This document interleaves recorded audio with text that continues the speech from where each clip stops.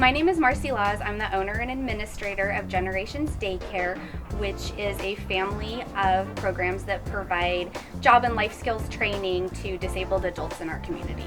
So I tried to buy this building 5 years ago when I was first starting my business, and I could not get a commercial loan for the building because I had a new business with no experience, and it was just impossible. And one day I got a phone call that the building had sold, and the woman told me that I ought to call the new owner and see if he would lease it to me. And when I called him, and he said, "Hey, do you want to just buy it from me?"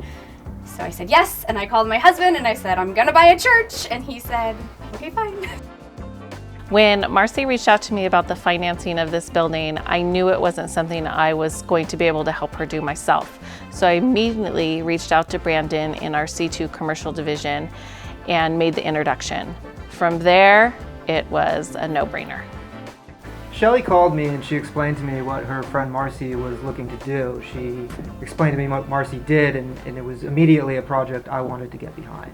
The first day, Brandon said to me, "Anything that you know about buying a residential property, throw that out the window because it's not going to apply to a commercial building." These SBA loans, they take time and they're complex, and we always tell borrowers right when we get going to, if you stick with us, we'll get it done. And we certainly did that. So the lender called me and they said the transcripts aren't coming back the way they need to. And it wasn't that they weren't matching, it was that they were coming back as all zeros, which is not the norm. And we pushed in every direction. I mean, Marcie drove out to El Centro to go to the IRS office and see if she could clear it up. And they told her that everything looked fine on their end, but for whatever reason, the tax transfers were coming back with all zeros. And they told her right then and there, it wasn't gonna get cleared up anytime soon.